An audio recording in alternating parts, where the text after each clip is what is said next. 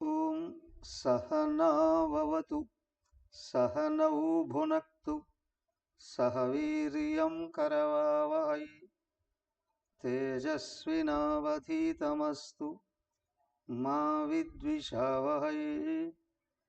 ఓం శాంతి శాంతి శాంతి. ఓం గురుర్బ్రహ్మా గురుర్విష్ణుః గురుర్దేవో మహేశ్వరః గురురేవ పరం బ్రహ్మ తస్మై శ్రీ గురవే నమః.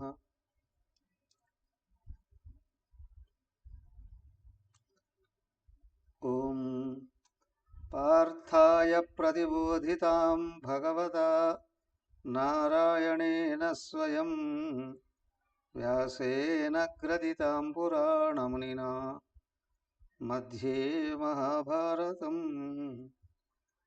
అద్వైతామృతవర్షిణీం భగవతీం అష్టాదశాధ్యాయినీం అంబ త్వామనుసందధామి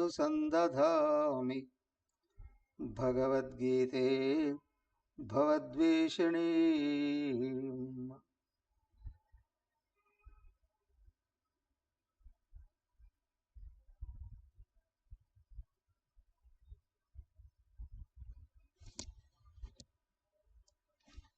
హరి ఓం. శ్రీమద్ భగవద్గీత 6వ అధ్యాయం ధ్యానయోగం. 10 శ్లోకాలు పూర్తి చేశాం. విన్నారా అందరూ? మెహర్లక్ష్మి గారు, మీకు లైట్ వెనక పక్క ఉంది, మీ ముఖం చీకటిగా కనిపిస్తుంది. లైట్కి ఎదురుగా కూర్చోండి.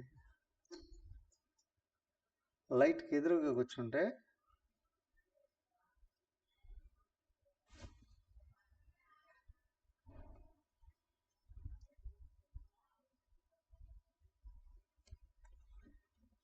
మొదటి 10 శ్లోకాలు ధ్యానానికి ఉపోద్ఘాతం.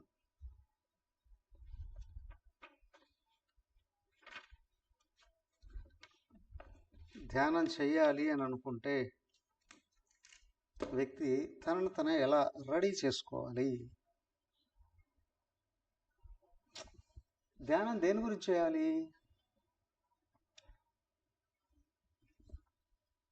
తెలిసిన వాళ్ళు అన్మ్యూట్ చేసుకొని చెప్పండి చూద్దాం. ధ్యానం దేని గురించి చేస్తాం?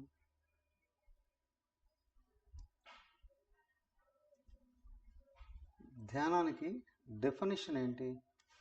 నిర్విషయం మనః, ఇది ధ్యానం. మనసుని ఆలోచనల నుండి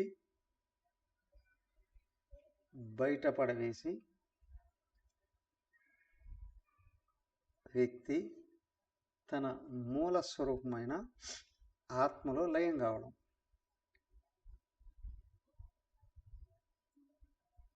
అర్థమైందా? మనః నిర్విషయం. మనసు ఎప్పుడు ఏదో దాని గురించి ఆలోచన చేస్తారు. ఒక విషయాన్ని పట్టుకొని దాని గురించి ఆలోచిస్తూ ఉంటుంది. చిన్నపిల్లలు చూడండి, ఎప్పుడు ఏదో ఒకటి కనిపించింది తీసి నోట్లో పెట్టేసుకుంటారు. వాడి నోట్లోంచి అది తీయాలి ఫస్ట్. బాగా ఎండిపోయిన ఎముక ఏదైనా దొరికితే కుక్క దాన్నే నవ్వులుతూ ఉంటుంది. మనల్ని చేయరాదు కానీ నవ్వులుతూనే ఉంటుంది. అలాగే మనసు కూడా తనకి ఏది ఇష్టమో, ఏది బాగా అయిష్టమో, అర్థమైందా? ఏది ఇష్టమో, దేని మీద ద్వేషమో, ఈ రెండింటి గురించి ఆలోచిస్తూ ఉంటాను. ఒక్కోసారి ఒక్కో దాన్ని పట్టుకొని దాన్ని మునిగిపోతూ ఉంటుంది. అదిగా ఒక్క నోట్లో నుండి ఎముక తీసేసినట్లే మనసు నుండి ప్రపంచాన్ని తీసేయాలి. ఎలా? దైవం వైపు మళ్ళిస్తే ప్రపంచం మనసు నుండి బయటపడుతుంది. అర్థమైందా? మరి దైవం వైపు ఎప్పుడు వెళుతుంది? దేవుడు కావాలి అనుకున్నప్పుడు వెళుతుంది. ప్రారంభంలో దేవుడి దగ్గర ఉన్నాటి కావాలి అని అనుకుంటుంది. గౌణభక్తి ఏం కావాలండి? అర్థ కామాలు, తర్వాత ధార్మిక కర్మల ద్వారాగా వచ్చే పుణ్యాలు, దీనివలన పైలోకాలు కూడా. ధర్మార్థ కామాల విషయంలో ఇవన్నీ దేవుణ్ణి ఆరాధిస్తే దొరుకుతాయి. పూజించడం, స్తుతించడం, జపించడం, దాన ధర్మాలు చేయడం, యజ్ఞయాగాదులు చేయడం, ఇవన్నిటిని కర్మకాండ అంటారు. వీటన్నిటి ఉద్దేశం ఇహ పరలోకాలలో ఏదో ఒకటి కావాలి. బాగా గమనించండి, దేవుడి దగ్గర ఉన్నటివి కావాలి, అంతేగాని దేవుడు కావాలి అని కాదు. దేవుడి దగ్గర ఉన్నటివి కావాలి అని అనుకున్నప్పుడు నువ్వు ఏది కావాలంటే దాని మీద ఆలోచన వస్తుంది, కానీ ఇచ్చేవాడి దగ్గరికి వెళ్ళదు. అవునా? ఎవడిస్తున్నాడో దృష్టి వాడి మీదకి మళ్ళిస్తే అది నిజమైన భక్తి అవుతుంది. అవునా? ఇచ్చేవాడున్నాడు, వాడికి కృతజ్ఞతతో వాణ్ణి గుర్తుంచుకోవడం అది ఉత్తమ జపం. వాడిని తెలుసుకోవడం శ్రవణం. వాడిని గుర్తు చేసుకోవడానికి, ఆయన విభూతులు గుర్తు చేసుకోవడానికి ప్రయత్నం చేయడం, ఆయన బోధనలు వినడానికి ట్రై చేయడం, ఆయన చూపించిన సద్గుణాలని పెంపొందింపజేసుకోవడానికి ప్రయత్నం చేయడం, మననం. ఆయనే కావాలి అని అనుకోవడం నిధిధ్యాసనం. ఇది అసలైన ధ్యానం. ఇది కూడా కోరికే, కానీ మోక్షకాంక్ష అంటారు. అంటే ఇలాగా గుర్తుంచుకోవడం ద్వారాగా మనసు ఇంతవరకు ఏ విషయాలలో ఒత్తిడికి లోనవుతుందో, బాధలు ఉందో, దుఃఖాలకు లోనవుతుందో, వాటి నుండి క్రమంగా బయటపడిపోయి పూర్ణ సుఖం వైపు నిరంతరం కదులుతుంది. ఏమండి, దీనివల్ల ఏం జరుగుతుంది? శక్తి పెరుగుతుంది, జ్ఞానం పెరుగుతుంది, ఆత్మవిశ్వాసం పెరుగుతుంది, వ్యవహారాల్లో దక్షత, సమర్థత పెరుగుతుంది. అన్నిటికంటే ముఖ్యమైంది, ప్రపంచంలో ఎంతసేపు వ్యవహరించినా అలా బయటకు వస్తేనే ఆ విషయాలన్నీ ఒక్కసారి బయటికి తోసివేసి శక్తి వస్తుంది. అవునా? దీన్నే మొదటి శ్లోకంలో అనాశ్రిత కర్మఫలం కార్యం కర్మ కరోతి యః.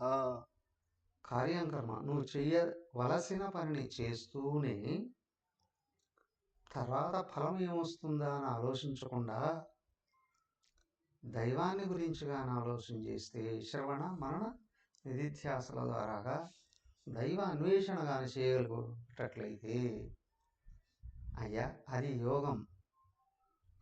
అది సిద్ధించినప్పుడు సన్యాసం. అర్థమైనా? యోగం మనసును నిలబెట్టుకోవడానికి, ప్రపంచం నుండి బయటకు తీసుకోవడానికి చేసే కృషి. సన్యాసం నేను ఆత్మ అనుకుంటూ మనసులో ఉన్నట్టు తోసివేసేయడానికి గుర్తు చేసుకోవడం. అప్పుడు శక్తి తగ్గదు, జ్ఞానం తగ్గదు, సమర్థత తగ్గదు, కానీ ఇవన్నీ కూడా పక్కన పెట్టి హాయిగా నిరంతరం సుఖంగా ఉండే స్థితి వస్తుంది. అర్థమైనా? నాకేంటి లాభం? అదే చెప్తున్నాను. కర్మఫలం త్యక్త్వా అంటే ఫలాలన్నీ వదిలేస్తున్నావా లేదా అనేది కాదు. ఇక నీకు తెలుసు, దేహం ప్రారంధాన్ని భుజిస్తుంది, తను ఇప్పుడు చేసేటివి నాకు అవసరం లేదు కాబట్టి సమాజానికి వదిలేస్తాడు, లేదా దైవానికి వదిలేస్తాడు, గురువు గారికి వదిలేస్తాడు.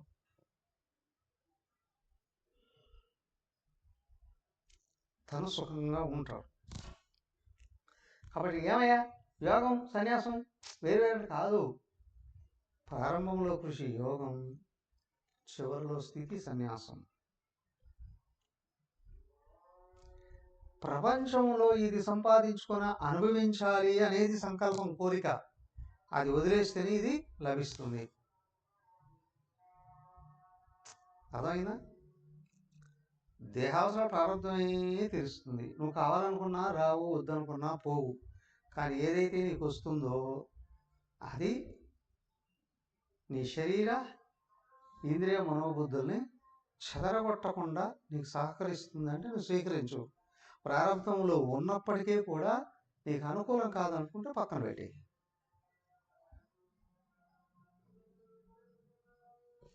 అప్పుడు క్రమంగా మనసు ఉపశమిస్తుంది. తెలుసా స్పష్టంగా ఏమని? అన్ని దేహాలను సృజించేది భగవంతుడే, అన్ని దేహాలని పోషించేది భగవంతుడే. పిపీలు కాదు బ్రహ్మపర్యంతం ఒకటే కాదు, సర్వజీవరాశుల్ని పోషించేది ఆయనే. కానీ దైవాన్ని గుర్తుపెట్టుకోవడం వలన, దైవాన్ని గుర్తుపెట్టుకుంటూ ఉంటే కేవలం రూపం ముందు కూర్చోవడము లేదా కళ్ళు మూసుకొని కూర్చోవడమా కాదు. దానికి గుణాలు దిగే కొద్దీ దేహ తాదాత్మ్యం పెరుగుతుంది, గుణాలు మారే కొద్దీ ఆత్మ తాదాత్మ్యం పెరుగుతుంది. ఒక్కటే, నువ్వు దేహ తాదాత్మ్యం పెరిగే కొద్దీ ప్రపంచం అంతా చెడుగా కనిపిస్తుంది, నీకు నువ్వు ఒక్కడే గొప్పవాడిగా అనిపిస్తావు. నీకు ఉత్తమ గుణాలు పెరిగే కొద్దీ దేహ తాదాత్మ్యం పోతుంది, ఆత్మ తాదాత్మ్యం వస్తుంది. ప్రపంచంలో స్థావరం జంగమం వ్యాప్తం యత్కించతు సచరాచరం తత్పదం. ఇక్కడ జడ వస్తువులు అంటే సర్వనామరూపాలు, అందులో ఉన్నటువంటిది ఆయనే గుర్తొస్తుంది. తస్మై శ్రీ గురవై నమః. ఇది ఇచ్చినవాడు గురువు, ఆయన కృతజ్ఞ. సో వస్తువులు తాత్కాలికమైనవే, కానీ ఆయన నుండే వచ్చి ఆయనలో కలిసిపోతాయి. కానీ వస్తువులలో ఉన్నది సత్ చిత్ ఆనందమే. సత్తే వస్తువులుగా వ్యక్తం అవుతుంది, మళ్ళీ వితడైపోతుంటుంది. చిత్తే జీవులుగా ప్రవేశిస్తుంది. అవునా? అది వెనక్కి వస్తే నామరూపాలు వితడైపోతాయి. ఇది గుర్తించే కొద్దీ ఆనందం పెరుగుతుంది. సో కాబట్టి గుర్తించుకోవాల్సింది ఏంటంటే, నా గుణం పైకి వెళ్ళే కొద్దీ ఏకత్వాన్ని దర్శిస్తా, నా గుణం పతనమయ్యే కొద్దీ అనేకత్వం వేధిస్తుంది. వేధించడానికి నువ్వు కూడా కృషి చేస్తావు. 15వ అధ్యాయంలో 2వ శ్లోకం అద్భుతంగా వర్ణించాడు ఇదే విషయాన్ని. అథశ్చ ఊర్ధ్వం ప్రసృతస్తస్య శాఖా. కింద పైన ఉన్నది అంతా ఆయనే. అయినా గుణ ప్రవృద్ధ విషయ ప్రవాళ. నీ లోపల గుణాలు మారే కొద్దీ నీకు సాత్విగుణం వచ్చే కొద్దీ ఏకత్వం కనిపిస్తుంది, తమోగుణం వచ్చే కొద్దీ దుష్టత్వం కనిపిస్తుంది, రజోగుణంలో ఉంటే స్వార్థమే కనిపిస్తుంది కదా. విజ్ఞాని, మోక్షకాంక్షుడు, దేవుడు కావాలి అనుకున్నవాడు అందరిలో ఆయనను వెతకడానికి ప్రయత్నం చేస్తాడు. అందరిలో నుండి వ్యక్తమయ్యే గుణాలను చూడడు. గుణాలే బ్రహ్మాండం. తమో గుణమే నామరూపాలు, రజోగుణమే అన్ని రూపాలు లోపల కోరికలు, సత్వగుణమే జ్ఞానం. జ్ఞానాన్ని పట్టుకుని మోక్షం కావాలి అనుకున్నాడు, ఆయన కావాలి అనుకున్నాడు అనుకున్నాడు సత్వాన్ని పెంచుకుంటేనే ఆయన గోచరిస్తాడు. సో కదా, నువ్వు భగవంతుడిని లక్ష్యంగా చేసుకుని సత్వగుణాన్ని పెంచుకుంటే యోగారూఢ స్థితి, నీ మనసును నువ్వు జయించే స్థితి వస్తా. దీన్ని ఒత్తి 2 శ్లోకాల్లో చెప్పాడు ఆయన. మళ్ళీ ఇదిగో ఇది నువ్వే వృద్ధి చేసుకోవాలి, ఇంకెవ్వరు ఇవ్వరు.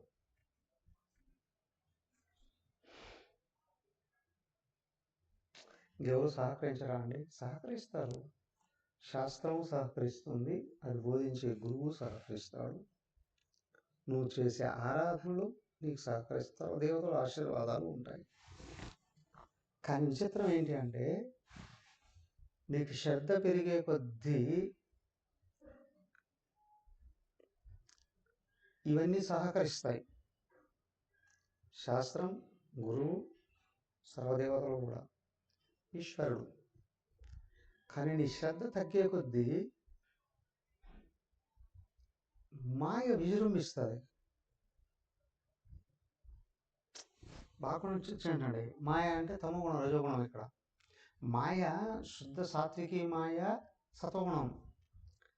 కానీ అది నువ్వు ఈశ్వరుని ఆశ్రయించి ఉన్నప్పుడు, శ్రద్ధ పెంచుకుంటూ ఉన్నప్పుడు మాయ సహకరిస్తుంది, సాత్వికి. కానీ శ్రద్ధ లోపిస్తే సొంత గుణాలు ఉన్నాయి, తమోగుణం, రజోగుణం, ఇవి విజృంభిస్తాయి. అప్పుడు అదే అన్నాడు ఆయన 7వ అధ్యాయం, మమ మాయా దురత్యయ. ద్రౌపదీదేవి విమర్శించింది ధర్మరాజుని, నువ్వు నిరంతరం ధర్మం ధర్మం ధర్మం, పూజలు, యజ్ఞాలు, యాగాలు, గురువులు, శాస్త్రాలు అని అంటున్నావు, దీనివల్ల ఏం లాభం అని. నేను లాభం ఆలోచించలేదు, భగవంతుడు చెప్పాడు అట్లాగే నడుచుకుంటున్నాను అన్నాడు ఆయన. అంతే, అన్నీ అనుకూలించే. మొదట ఏమవుతుందండి అంటే, ప్రారంభంలో గుణం వృద్ధి అవుతుంది, చివరికి వచ్చేటప్పుడు ఈశ్వరుడు స్నేహితుడు అవుతాడు. సర్వస్య చాహం హృది సన్నివిష్ట మత్త స్మృతిర్జ్ఞానం అపోహనంచ. జీవుడికి ఈశ్వరుడికి మధ్య ఉన్న అజ్ఞానం కరిగిపోతుంది, నిరంతరం ఆయన గోచరిస్తాడు. అదే చెప్తున్నాడు ఇక్కడ. నువ్వు శ్రద్ధ కలిగి ఉన్నప్పుడు శాస్త్రం, గురువు, ఈశ్వరుడు సహకరిస్తాడు, అప్పుడు నీ మనస్సు నీకు స్వాధీనం అవుతుంది. కానీ నువ్వు పట్టుదల సడలిస్తే నీ మనసు జారిపోయి, అవునా, శ్రద్ధ తిరగబడుతుంది. శాస్త్రం, గురువు, ఈశ్వరుడు మీద విశ్వాసం తగ్గే కొద్దీ నీ మనసు నిన్ను వేధించడం మొదలు పెడుతుంది. ఆత్మయేవ ఆత్మనః బంధుః, ఆత్మయేవ రిపుః ఆత్మనః. సత్వగుణం పెరిగే కొద్దీ మనసు సహకరిస్తుంది, సత్వగుణం తగ్గే కొద్దీ మనసు వేధిస్తుంది.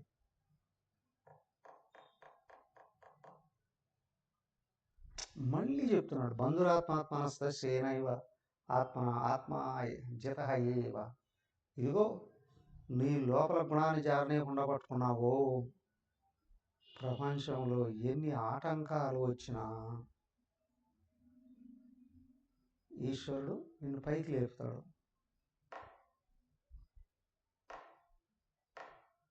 ఎలా? లోపల నుండి సందేశం ఇస్తాడు, శక్తి ఇస్తాడు. గుర్తించలేకపోతే గురువు ద్వారాగా ఇస్తాడు, లేదా శాస్త్రం ద్వారాగా అయినా అందిస్తాడు. కానీ నీ మనసులో నెగిటివ్ పెరిగిందో, సత్వగుణం జారిపోయిందో, మనస్సే అనాత్మనః స్వాధీనం లేకుండా పోయి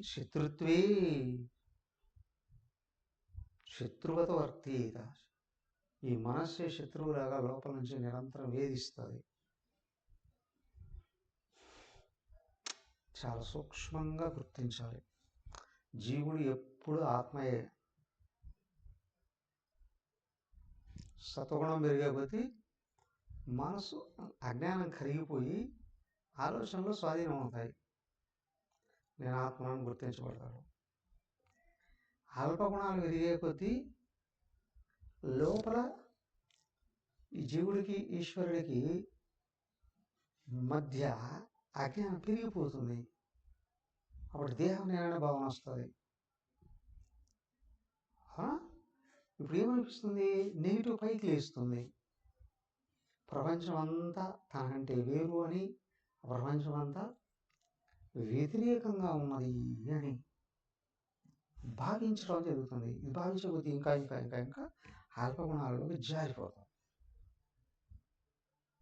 దానికే అన్నారు ఇక్కడ ఫస్ట్ జిత ఆత్మ. ఎలాంటి పరిస్థితులలో విరోధమైన అంటే నెగిటివ్ పనులకి అవకాశం ఇవ్వకు, చెడు పనులకి అవకాశం ఇవ్వకు. ప్రశాంతస్య, మనస్సు శాంతిస్తుంది. జితాత్మన ప్రశాంతస్య. ఈ పైదాన్ని తీసుకుంటే నీ మనసును జయించు అని. మొదట శరీరం ద్వారాగా చెడు జరగనివ్వకుండా, నోటి ద్వారాగా దురుసు రానివ్వకుండా, మనసులోను చెడు ఆలోచనలు రానివ్వకుండా అన్ని సాత్వికంగానే నిలబెట్టుకున్నావో జితాత్మన, మనసు జయించబడుతుంది. ప్రశాంతంగా ఉంటావు. స్పష్టంగా కనిపిస్తుంది. ప్రపంచం అంతా ఎవడు గుణాలను బట్టి వాడు వ్యవహరిస్తున్నాడు. అంతే విచిత్రం.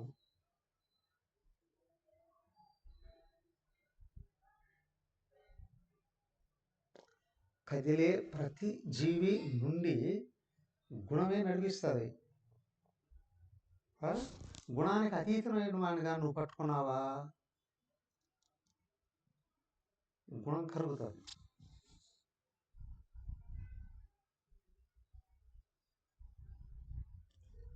జితాత్మ ప్రశాంతస్య. సత్వగుణం పెరిగే కొద్దీ దాని లక్షణం ప్రశాంతత.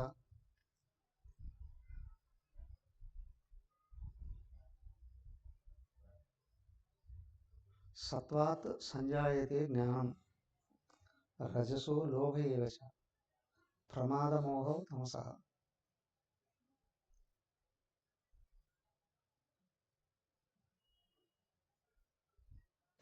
సత్వం వలన సుఖం, రజస్సు వలన దుఃఖం, తమస్సు వలన ప్రమాదం. స్పష్టంగా చెప్పాడు అక్కడ. జితాత్మాన, శరీర మనసు బుద్ధి రెండు అన్నీ ఒకటే ఇక్కడ. సో అవి జయించబడితే ప్రశాంతత కలుగుతుంది. ప్రశాంతత కలుగుతుంది అంటే అందరిలో ఉన్న దేవుడు కనిపిస్తూ ఉంటాడు నిరంతరం. ఇదంతా ఈశ్వరుడు లీలే.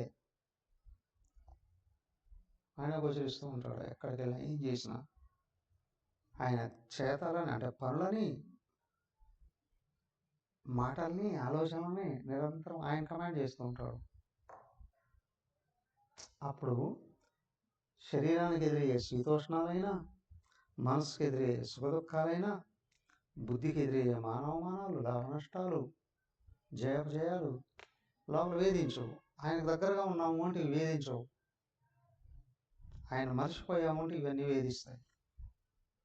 ఆ వేధించి చేయకున్నటన్నీ మళ్ళీ చేయిస్తాయి.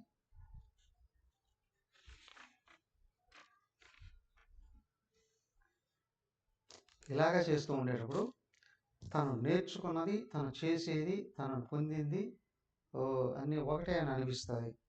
అదే జ్ఞాన విజ్ఞాన తృప్తాత్మ. నేను ఏమైతే చదువుకున్నాను, నేను ఏమైతే చేస్తున్నాను, ఇదంతా ఒకటే, నిజమే. జ్ఞాన విజ్ఞాన రెండో తృప్త ఆత్మ. అసలు ప్రయోజనం ఏంటి? నేను దేహానికి అన్యంగా ఉన్నాననే విషయం బయటకు వస్తుంది. నేను దేహం కాదు, అందులో ఉన్న ఆత్మను. ఈ దేహం ఇది ఆడే ఆటలన్నీ ఒక సినిమా లాంటిది, ఒక కళ లాంటిది.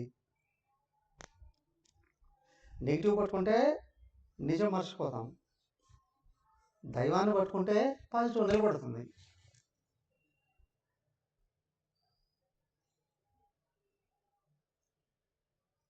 తృప్త ఆత్మ. ప్రపంచానికి అన్యంగా ఉన్నాను నేను అనే విషయం గుర్తుంటుంది నిరంతరం. ఇప్పుడు బయట ఏది కొలతలేడు. నేను గొప్పవాడినయ్యానా, తక్కువవాడినయ్యానా, అవమానించబడుతున్నానా, గౌరవించబడుతున్నానా, సుఖాలు పొందుతున్నానా, దుఃఖాలు పొందుతున్నానా, డోంట్ కేర్ అవన్నీ. ఏం రావాలో వస్తూ ఉంటాయి అంతే. తను మాత్రం అన్నిటికి వేరుగా అందరిలో ఉన్నాను అనే విషయాన్ని తృప్తిగా గుర్తుంచుకుంటాడు. కూటస్థ, శరీరంలో బుద్ధులకి ఆధారం నేను, కానీ నేను దేని మీద ఆధారపడలేను. కూటస్థ విజిత ఇంద్రియ, ఇంద్రియాలు లాగో విషయాల్లోకి. ఇప్పుడు ఈ ద్వంద్వ అనుభవాలను ఇచ్చే విషయాలు అంటే బయట మనుషులు కానీ, వ్యవహారాలు కానీ, వస్తువులు కానీ చెలింపజేయలేవు వ్యక్తిని. అదే విజిత ఇంద్రియ. అన్నీ చూస్తాడు. ఇక్కడ ఉదాసీనత వస్తుంది. ఇక్కడ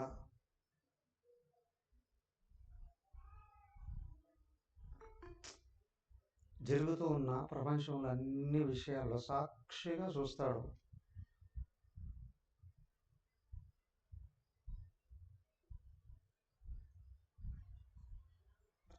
దేనితోనూ తాదాత్మ్యం ఉండదు.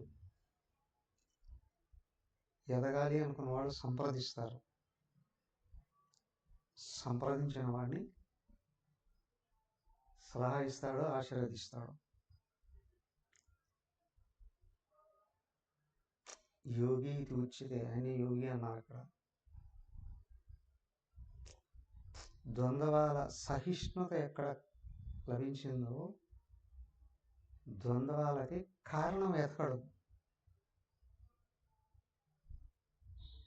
ద్వంద్వాలు ఎవరి నుండి వస్తున్నాయని కూడా గుర్తించడు, వదిలేస్తాడు. ద్వంద్వ సహిష్ణుత ఎవడెవరి నుంచి కలుగుతుందో వాడిని గుర్తించుకుంటాడు. సమ లోష్టాశ్మకాంచన, మట్టి రాయి బంగారాన్ని ఒక్కడిగా చూస్తాడండి. అది ఎట్లా? అదే చెప్పారు అక్కడ, ఇవన్నీ భూమిలో నుంచి వచ్చే వస్తువులే. స్థూలంగా ఆ విషయమే కాదు, సూక్ష్మంగా బంగారం లాంటి గౌరవాలైనా, రాయి లాంటి కష్టాలనైనా, మట్టి లాంటి దుఃఖాలైనా స్పందించడు వాటికి.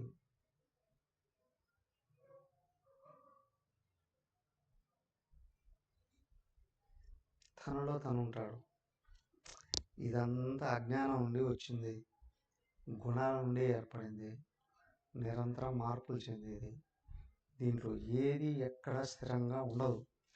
వస్తువు ఒక చోట స్థిరంగా ఉండదు, అసలు వస్తువే స్థిరంగా ఉండదు. స్వభావత వస్తువే జననం నుండి మరణం వైపు అన్నీ మారిపోతాయి. జడ వస్తువులైనా, శరీరమున బుద్ధులైనా. శరీరమున బుద్ధులు కూడా జడమేగా, కానీ వెనకలో ఉన్నవాడు ఒక్కడే, అందరిలో ఉన్నవాడు ఒక్కడే. అప్పుడు అతని ప్రవర్తన ఎవరిని చూసినా ఒక్కటిగానే ఉంటుంది. దానికి చెప్పింది సుహృత్ మిత్ర హరి ఉదాసీన మధ్యస్థ ద్వేష్య బంధుషు సాధుషు పాపేషు అపి. 8 రకాలుగా ఉంటారండి మనుషులు. వీళ్ళతో ఎవరితో వ్యవహరించినా అందరిలో ఆయనే చూస్తాడు.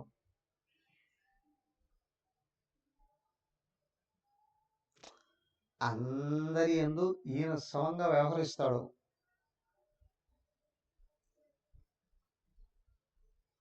ఎదుటి వాళ్ళను బట్టి తను ప్రతిస్పందించడు, తన స్వభావాన్ని బట్టి ప్రతిస్పందిస్తాడు.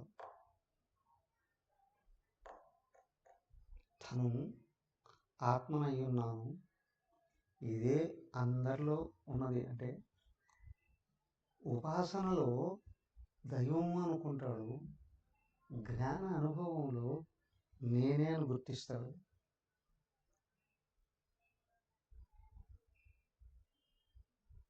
అంతటా దానికి తన కాలును చూసిన, చేతిని చూసిన, కళ్ళను చూసినా చెవులు చూసినా తనకు ఆకర్షణ కలగదు, వికర్షణ కలగదు.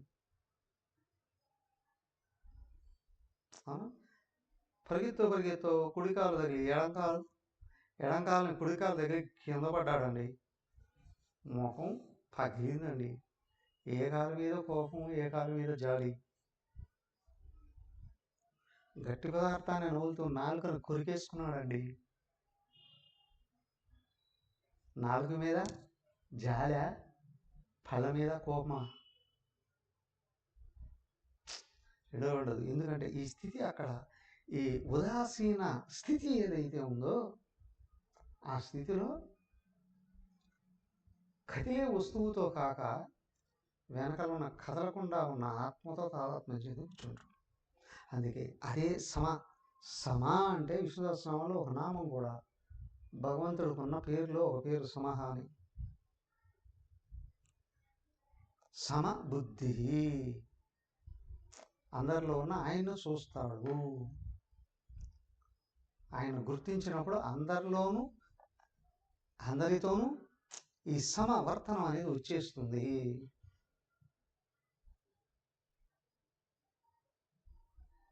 చాలా గొప్పది. ఎందుకంటే శ్రవణ మనన నిధిధ్యాసలు ఏవైతే ఉన్నాయో నిరంతరం ఉత్తమత్వాన్ని చూపిస్తాయి, ప్రవర్తనలు సరిదిద్దుతాయి, తనలో తను నిలబడేటట్టు చేస్తాయి. ఈ శ్రవణ మనన నిధిధ్యాసం లేదు అని అనుకోండి, అందరూ ఎవరి స్వభావం ప్రకారం వాళ్ళు వ్యవహరిస్తారు. దానికే అయింది పుట్టలోని చదువులు పుట్టదా పెట్టదా అని. అవేమని యోగి ఎలా అన్నాడో అంతే వాడి ప్రవర్తన కూడా అట్లా వస్తూ ఉంటుంది, పోతూ ఉంటుంది. పునరభిజననం, పునరభిమానం, పునరభిజననం, ఎర్రవేసేయడం. వ్యక్తుల్లో మార్పు రాదు. కోట్లు సంపాదించిన, పెద్ద పెద్ద పదవుల్ని వెలకబెట్టిన మార్పు రాదు. మార్పు ఎప్పుడు వస్తుంది? ఇదిగో వేదాంత శ్రవణం చేసి దాన్ని మననం చేసుకుంటూ, మననం అంటే మళ్ళీ మళ్ళీ గుర్తు చేసుకుంటూ వ్యవహరించడమే, తను సర్దిద్దుకోవడం, ఇదే మననం. అప్పుడు మనసు ఉపశమించి తత్వంలో నిలబడుతుంది.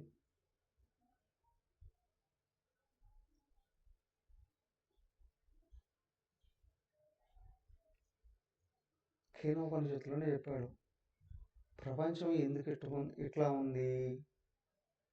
అనుకున్నంత వరకు దృష్టి బహిర్ముఖంగానే ఉంటుంది. ఈ ప్రపంచంతో నేనెందుకు ఇట్లా ఉన్నాను? దృష్టి అంతర్ముఖం అవుతుంది. నన్ను నేను మార్చుకోవడానికి భగవంతుడు నాకు అవకాశం ఇచ్చాడు, కానీ ప్రపంచాన్ని మార్చడానికి ఎవరైనా చేసేది అది.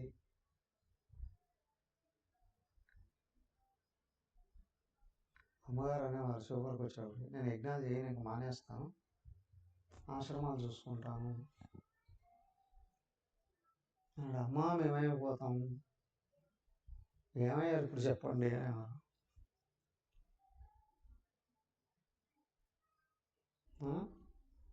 ఇదిగా ఈ ప్రపంచం అంతా పీతల లాంటిదే. ఎవడు ఎవరిని ఎదగనివ్వడు, ఎదిగేవాడిని మిగతా వాళ్ళు పెట్టుకొని లాగేస్తూ ఉంటారు.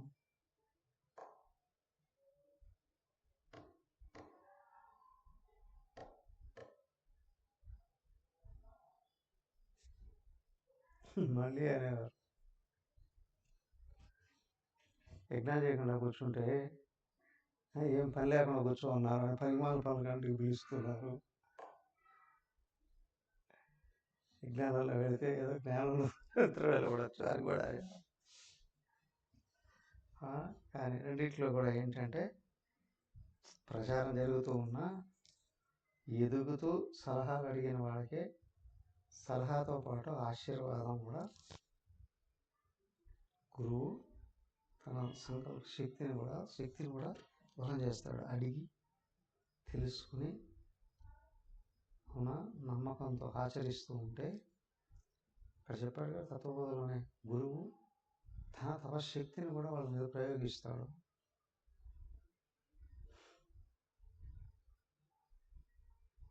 దానికే చెప్పింది అక్కడ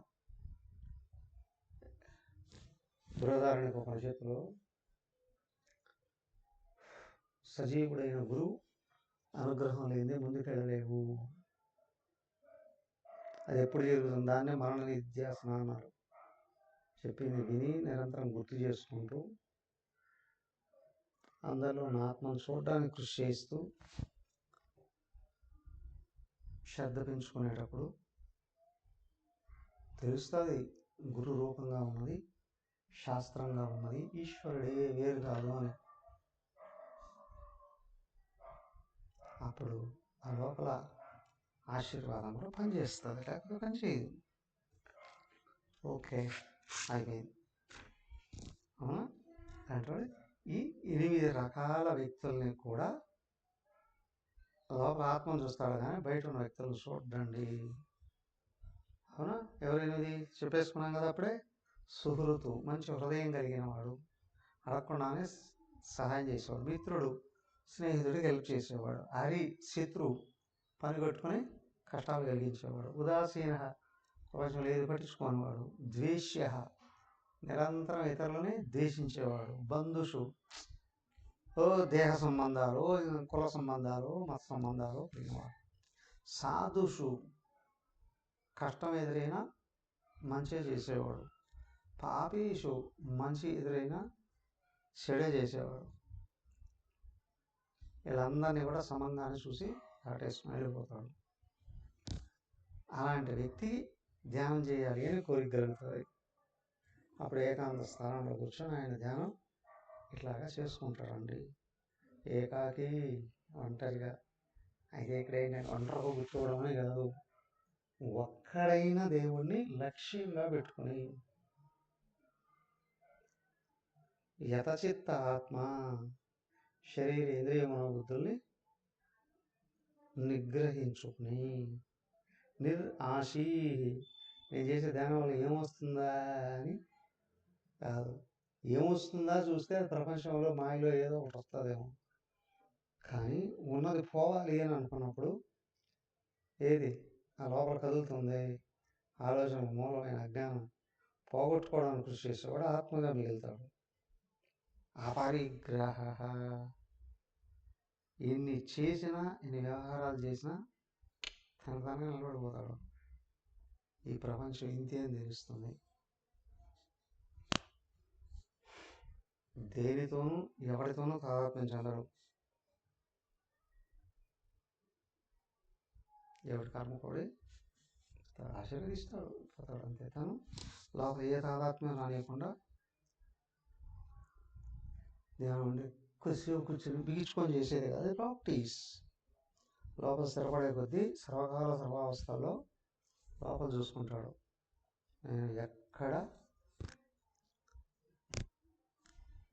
తాదాత్మ్యం చెందట్లేదు కదా. కళ్ళు మూసుకొని అలా కూర్చుంటే చెడు కోసం వేదన కలగకూడదు. మంచి విషయం ఇష్టం ఎందు అయిష్టం ఎందు కూడా ఆరాటం కలగనివ్వకుండా చూసుకుంటాడు. స్వతహాగా తనకు తనగా నిలబడుతూ వస్తాడు. ఇది ప్రిపేర్ అవుతాడు. ఇప్పుడు ఒక శ్లోకం చదివేసి వదిలేద్దాం. శుచౌ దేశే ప్రతిష్టాప్య స్థిరమాసనమాత్మనః నాత్యుచ్ఛ్రితం నాతి నీచం శైలాజిన కుశోత్తరం. అయితే ఇప్పటివరకు చెప్పుకున్నది ఈ శరీరేంద్రియ మనోబుద్ధులు నిలకడ కుదిరి దైవం మీద స్థిరత్వం ఏర్పడి ఎక్కడున్నా తనలో నిలబడే స్థితి వచ్చినటువంటి వాడి కొరకు కాదు, అది కావాలి అనుకున్నవాడి కొరకు.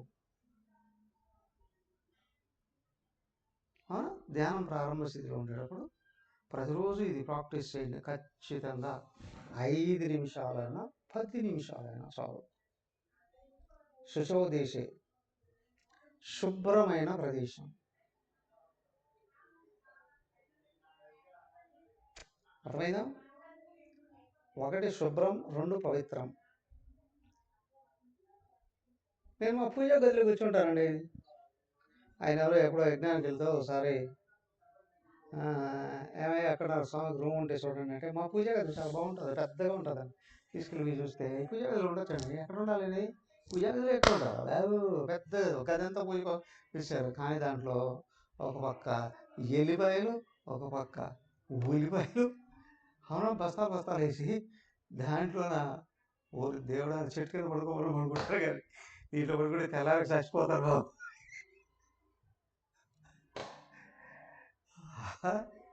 కొంతమంది పూజా గది ఎటు చూసినా రామచంద్ర క్షేమలు దోమలతో నిండిపోయి ఉంటాయి. ఆ తర్వాత ఏం చేసావు తెలుసా, ప్రారంభంలో ఇది ఎప్పుడో 30 ఏళ్ల క్రితం జరిగింది. అయ్యా మీ పెద్ద హాల్ ఏదైనా ఉంటే ఒక మూల 2 బెడ్షీట్లు కట్టేసేయండి అయ్యా, మంచంకు బల్ల వేసి 2 బెడ్షీట్లు కట్టండి, నాకు ఏకాంతంగా ధ్యానం చేసుకోవడానికి పడుకోవడానికి. అలా సో కాబట్టి శుశవు దేశే గాలి వెలుతురు బాగా ఉండి, అవునా, ఈ క్రిముల చేత కానీ, అక్కడ ఉన్న వాతావరణం చేత కానీ, చుట్టూ ఉన్న మనుషుల చేత కానీ ఆటంకం లేని ప్రదేశం. ఆత్మన ఆసనం స్థిర ప్రతిష్టాప్య. సరే, తన కొరకు తను చక్కటి ఆసనం వేసుకొని ఆత్మక ఆసనం వేసి ఎవరు అడిగారు. ఇప్పుడు కొన్ని సంఘాలలోనూ మా గురువు గారు వస్తారండి ఒక ఆసనం కుర్చీ వేసి పెడతారు. గురువుగారు వస్తారండి అంటే ఇక్కడ లేడనేగా, అవునా, నువ్వు బయట కుర్చీ వేసి పెడుతున్నావు అంటే మా ఆయన లోపలికి వచ్చేది ఇప్పుడు, ఏమయ్యా నువ్వు వేసిన కుర్చీలో నీ గురువుగారు వచ్చి కూర్చున్నారా చూసావు ఎప్పుడన్నా, మరి లోపలికి ఎప్పుడు వస్తాడు ఆయన, ఏదో వస్తాడు, కొన్ని మతాలు అడుగుతారు మా దేవుడు మళ్ళీ వస్తాడు అని, సచినుడు ఎప్పుడు వస్తాడు ఏమో, అవునా, సచినుడు దేవుడు ఏంటి, ఆయన ఎప్పుడు వచ్చేది ఏంటి కదా. కాబట్టి ఇక్కడ ఆత్మకు కృషి చేద్దామని కాదు, తనకు తాను చక్కటి ఆసనం వేసుకొని కూర్చోవడం అని. నా అతి ఉచ్ఛ్రితం నా అతి నీచం, ఎక్కువ ఎత్తు ఉండకూడదు. ధ్యానంలో కూర్చుంటే మొట్టమొదటి వచ్చేది నిద్ర. అటు ఇటు తూలి పడ్డాడు రా అంటే కాలో చేయో ముఖము పగలకూడదు, మళ్ళీ జీవితంలో ధ్యానం చేయడం. నేల మీదనే లేదా పెద్ద బల ఏదైనా సరే ఒకవేళ నిద్ర వచ్చిన పడిపోకుండా ఉండేటట్లుగా, ఎక్కువ ఎత్తు కాకుండా ఎక్కువ డౌన్ కాకుండా. కొన్ని గుంట్లోకి వెళ్ళి చేసుకుంటారండి, శివుని దోమలు చంపేస్తాయి. శైలాజన కుశోత్తరం ఇది ఒకప్పుడు ఎప్పుడో చెప్పింది కాబట్టి, ఏమయ్య ఆసనం ఎలా ఉండాలంటే శైల అజన కుశోత్తరం. జింక చర్మం, దర్భశాప, ఆ తర్వాత తెల్లటి వస్త్రం, ఇవన్నీ ఒకప్పుడు అరణ్యాలలో, భయంకరమైన అరణ్యాలలో నివసించేటువంటి వాళ్ళు ఇవి ఉంటే, అదేదో ఆ చర్మం వేసుకుంటే తేమ రాకుండా ఉంటుందండి. అది కూడా ఏంటి, కింద దర్భశాప అనేవాడు, తేమ తగలకుండా ఉంటుంది, దాని మీద చర్మం ఉంటుంది, కొంచెం మెత్తగా ఉండాలి. అవునా, మెత్తగా ఉన్న దాంట్లో ఉంటాయి ఇన్సెక్ట్స్ కుట్టకుండా ఉండడానికి ఇంకొక తెల్లటి వస్త్రం అండి. ఇవన్నీ అవసరం లేదు, ఒక పెద్ద బెడ్షీటు, ఒక 5-6 మడతలు వేసి, ఒక నంగుళాలు ఉండేట్లుగా, కాళ్ళు గుచ్చుకోకుండా ఉండేటట్లు బెడ్షీట్ వేసుకొచ్చుకున్నాం చాలు. సరే, ఇలాగా ప్రిపేర్ చేసుకున్న తర్వాత ఏం చేద్దాం, రేపు చూద్దాం. హరి ఓం. సర్వే భవంతు సుఖినః, సర్వే సంతు నిరామయాః, సర్వే భద్రాణి పశ్యంతు, మా కశ్చిద్ దుఃఖభాగ్ భవేత్. ఓం శాంతి శాంతి శాంతి. హరి ఓం. శ్రీ గురుభ్యో నమః.